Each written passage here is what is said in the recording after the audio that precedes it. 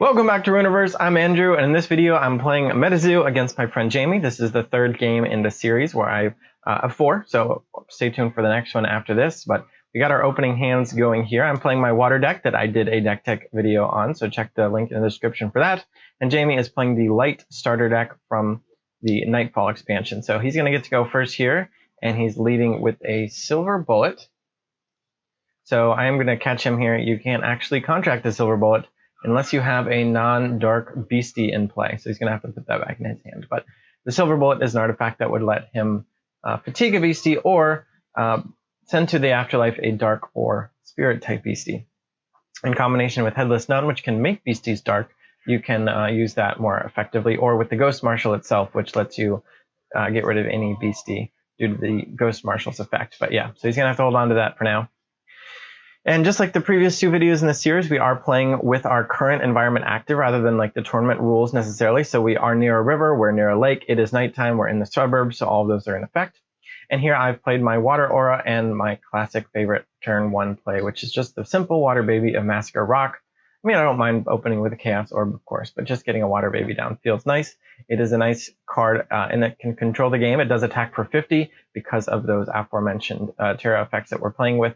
And if it dies and I only have water pages, I get to draw a card, so it always replaces itself, unless I've got a Chaos Orb out, which is one of the problems with Chaos Orb in this deck. The other one being that the Flood the Earth can destroy my own orb, which isn't nice.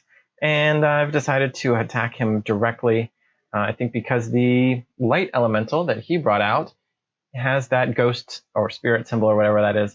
That means I can't attack it, basically. So I would love to take that out of the table. It's able to fatigue itself with its Kaleidoscope ability to make stained glass tokens, and looks like Jamie really wants to go off. He's excited about all his token generation, so here's going to make his first token, and that can attack right away.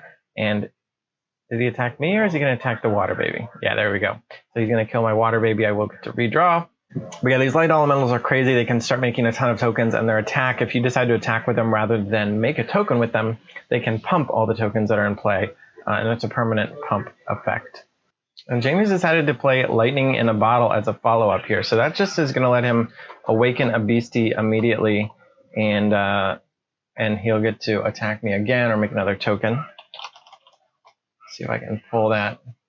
Yeah, so that'll let him wake up one of the light elementals, which then made another token and attacked me directly, putting me down to 980. You can actually see my full 3-digit life total there with my D12 and D10 percentile die. And I'm doing some math in my head. I think I've got a Torrential River. We're going to do a little bit of a Torrential River, but this is really nice. A turn 3 Torrential River. So it immediately does 30 damage because there is a river active. We'll pull that up with that fourth wall effect there. And now until end of turn, whenever I contract a Water Aura, I deal 30 damage and bookmark 1. So I contracted a Water Aura and dealt 30 to a Light Elemental, bookmarked a card, used the water from the Water Aura I played to contract a Water Baby of Massacre Rock, which let me deal 30 damage one of the tokens and bookmark another card. So I didn't clear his board. He does still have one of those stained glass tokens, but I got rid of the main problem, which is the Light Elementals, until he plays the third one. Again, playing 7 is kind of crazy, so he gets to kill my Water Baby with that, which I knew could happen, but to bookmark 1, and I have to worry about the other light elemental that is now on the field. All right, so Jamie is contracting bookmark, which just lets him draw 2 cards. He didn't actually show the bookmark yet. He's trying to kind of cheat. No, it's just oversight, but there you go. So he's discarded the bookmark. And let's see if I can take care of that light elemental before it causes any more problems.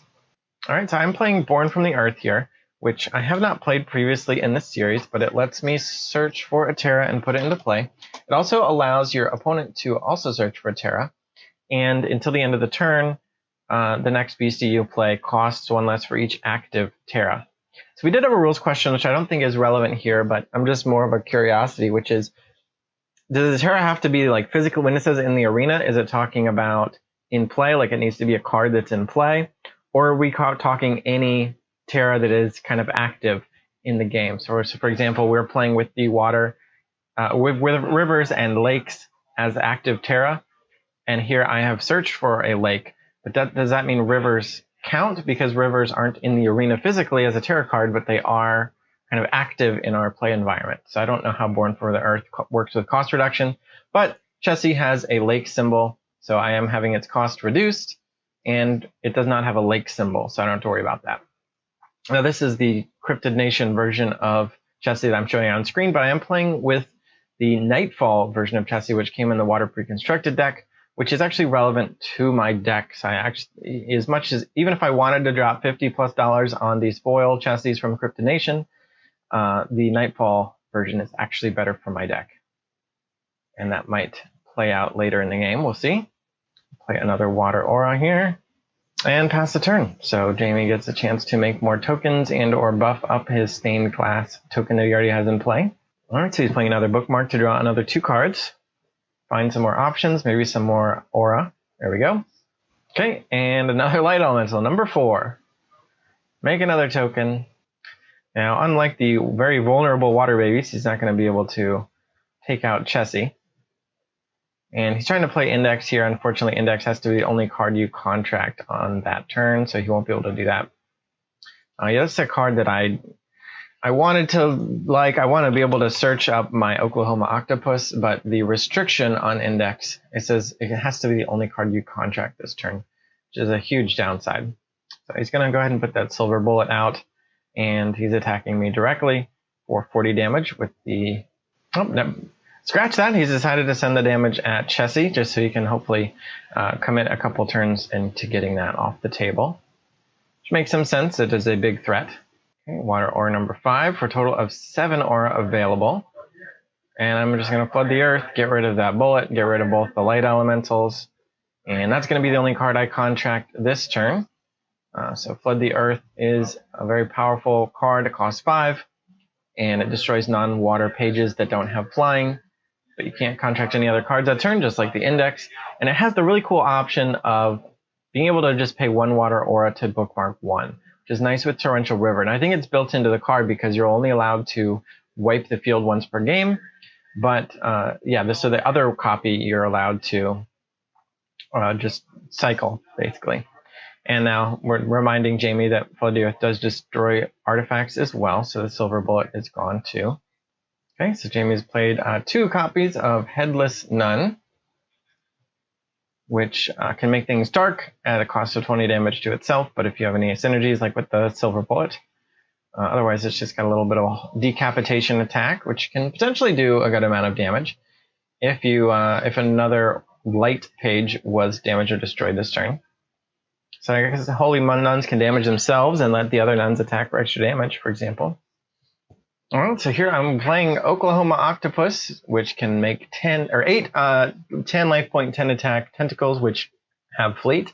So not only is that 8 surprise attackers, 80 damage, but that's going to pump up the Chessie by 80 damage because there's 8 more water pages for Chessie's attack there. So yeah, Chessie has the Drowning Kelp ability, and here Nightfall is my spicy addition to the deck, which is going to give all of my cards from the Nightfall expansion plus 25 damage to their attacks this turn, and that with 8 tentacles, that's 200 damage on top of Chessie being from the Nightfall expansion. In this particular instance, again, unlike the card pop, the one on the table is Nightfall, and so that's going to get plus 25 damage as well.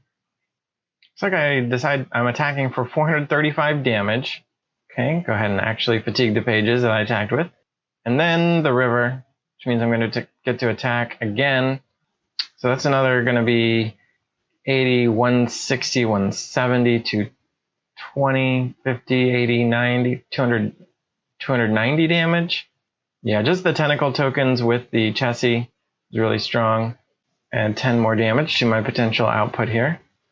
And Jamie decides to throw in the towel. He doesn't really have anything to deal with that situation, that board state. Again, I got to the Chessie plus tentacle combo with a nice game-turning or game-affirming Torrential River a little bit earlier on. It's pretty much the game plan of the deck. So it's working out so far in all the games. Again, this is against a precon, so it's not totally a fair fight. Jamie hasn't built his own decks yet. But if you want to check out more on my deck, you can go back, check the link in the description. Thanks for watching. Stay tuned for the 4th and final game in the series, and hopefully some more games later on, potentially against more constructed power level decks. Subscribe so we get more subscribers, and bye.